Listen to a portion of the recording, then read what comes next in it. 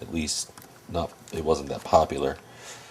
If you don't know what a Laserdisc is, I'd recommend Googling it. There's actually a lot of Laserdisc lovers out there. I'm one of them. They came out, what was it? Early 80s. I think they stopped being made, or at least in America they were stopped being made in the late 90s, I believe. I think Japan held on to them for a little bit longer. Fully analog, with the exception of it did have a digital track. It's analog video, stereo analog audio, with secondary audio track, which was digital. The analog track supported, let me see, I've written down here, AC3, DTS, and Dolby Digital, all of which were uncompressed, where you can get that on a DVD, but it's compressed at, for some of those things, half the bit rate. So in other words, for DTS and Dolby Digital, the bit rate on the DVDs is about half of what it was on the Laserdisc. So for audio, there's no comparison, both technical and just people hearing it. I mean, it really does sound that great. There are 12-inch discs, and I'll try and take this out and show you. I'm holding the camera, so it's difficult. But just like vinyl, you got these cool sleeves. You really, you were paying about $80 to $90 minimum for one of these discs, new. But you really did get your money's worth. Let me pull one of these out. Hang on, I gotta set you down.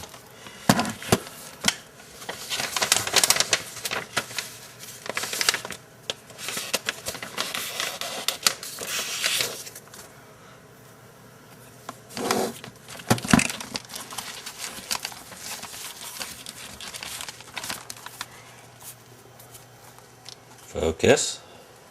There you go. That is a Laserdisc.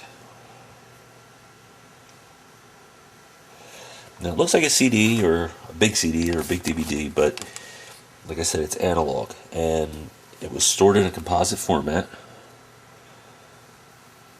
using frequency modulation, just like FM radio. Well, that's what frequency modulation is. These were in standard def. They natively output in 4:3. They had about 425 lines of resolution. That's horizontal lines. In comparison, VHS put out about 200, 250, something like that. And that was, the format that everybody chose was VHS because it was so popular and cheap. But these actually went upwards of 425. So in their time, I mean, this was the format to get if you had a home theater, if you were really serious about movies. And they came out in different formats, different sizes. There was a CDV, which was the regular size of a CD, but it was a Laserdisc, and it was usually for singles, music video singles. There was a 10-inch that came out, which was obviously slightly smaller than this, and then there was the full 12-inch. There's, I think, 3 different formats. There was the constant angular velocity, CAV or CAV. There's CLV, which is more popular, and then there was in the CAA, and I don't know much about that. But it was 3 ways that the data was stored, and I believe all players could play all 3. At least CLV and CAV they could play. This is a CLV, and you can see right there, CLV stereo. And this is actually kind of dirty, needs to be cleaned. You can see all the spots on it and dust. These stored, the CLVs stored 60 minutes aside. The CAVs stored 30 minutes aside. So, every 60 minutes you had to get up, eject the disc, flip it over, put it back in. Which sounds bad, but you know what? To be honest with you, after you're sitting for an hour, you probably have to get up and use the bathroom or fill your drink or have a smoke or whatever, But these were actually two discs glued together. And the film that's inside is, well, it's just film that's inside. So this is two transparent pieces of plastic glued together. You can actually feel it, feel the two pieces on the inside of the ring here. The outside has been cut and shaved down. But yeah, you can feel the inside, you can feel the two halves. Some of the problems that these had, where Pioneer really took the bull by the horns with these. They went full force with these. They thought this was going to be the future. Panasonic did to a point, but Pioneer really was the driving force behind these things. This one was created by Sony, I believe, or Columbia Music Video. I don't know who actually manufactured the disc. Sony was a manufacturer of them. It says down there, what is it, licensed to Sony Music Entertainment, so I guess this was created by Sony, made in the USA. Pioneer discs are by far the best. They had the cleanest labs, and when I say that they needed a clean room, I mean they truly needed a clean room, because you got to figure you're taking this. Actually, I think it's 2 sheets worth of I don't even know what that is. It's some kind of metal something or other that they put between 2 pieces of plastic. So if there's any dust in there whatsoever, it's going to stay in there. It's going to show on the picture. That's the other thing, because this isn't digital. This is analog. Any imperfections, you're going to see it. There is no data correction or anything like that. What you see is what you get. So a dirty disc is actually not going to be have a clear as picture as a clean disc for the most part. It's really negligible, but it's good to keep these things clean. Now, one of the problems they had was if their clean room wasn't exactly clean, or moisture got in between the pieces of plastic before before it was sealed, you would get a thing called laser rot. Or even afterwards, even if moisture didn't get in there, if the glue they used to hold it together, and actually you can Google this, Google people know more about this than I do, much more about this than I do.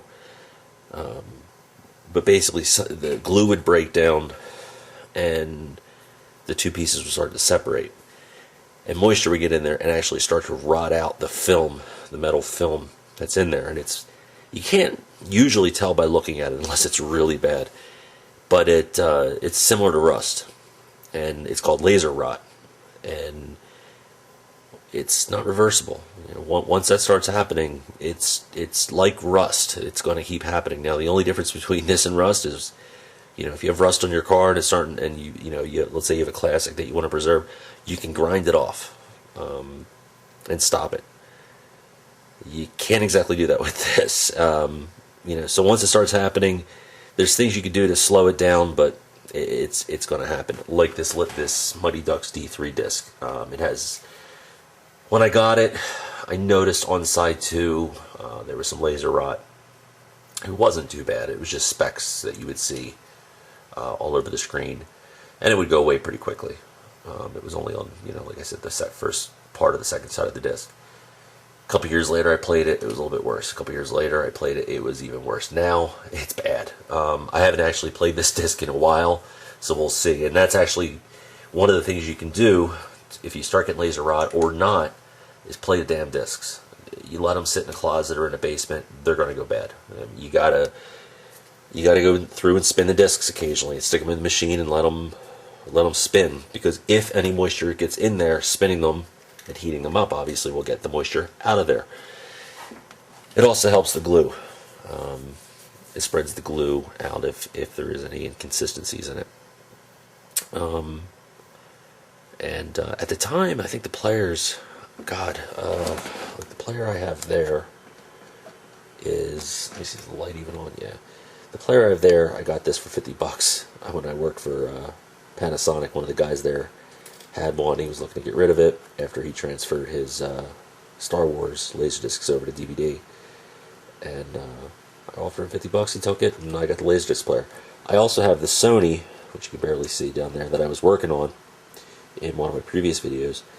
I actually got it working. I recorded a video, wasn't thinking, recorded over top of it, but I thought, it's okay. Maybe I'll just do an update on what I did to fix it. I put it all together, cleaned it up, stuck it down there, and it worked for about 2 movies, and now it doesn't even turn on. So it's probably a power supply or a fuse, and to be honest with you, I've given up on it. I'm going to get another one eventually and just use this one for parts, because this player I got off of eBay for about $20, and it's been nothing but problems. I like the way it looks when it turns on. It's got a lot of lights, it's got a cool display. This player here, actually, I remember seeing in school. We watched Amadeus on it. And I just remember seeing my music teacher pull a big shiny disc out of its sleeve, and I was like, I need that, I want that. I don't know what that is, it's a big CD, but I want it. And I started looking at the Laserdiscs. The players were about, I think Radio Shack sold one for about $300 new, and apparently it was a piece of junk, but you know, I was looking for the cheapest thing at the time. I was 12 years old, for Christ's sake. That was in '92. I think like that one there went for like $600 to $800 if I remember correctly. I could be wrong, but that was according to the Sears catalog. We didn't have internet in those days, so we had to go through catalogs, and my internet was my mom's Sears catalog as my connection to the outside world, or calling the stores and badgering them and annoying the hell out of them to go do price lookups. So, yeah, so I got that because, like I said, I wanted it, got it, and yeah, it's a cool player, but it's just, you know, it doesn't work. It's like owning a Maserati. Yeah, it looks cool, but every time you turn around, you throw money into it. So anyway, let me show you. Oh, there was also karaoke discs that were used, and karaoke machines. That were very popular in the late 90s, and very popular in the 2000s in Japan, and some of them are even still in use. These are the things that, you know, if you remember being in a bar, they had a TV screen or some type of a monitor that would display cool artwork with, you know, the lyrics in front of it, and it was just instrumental behind it. There were karaoke CDs.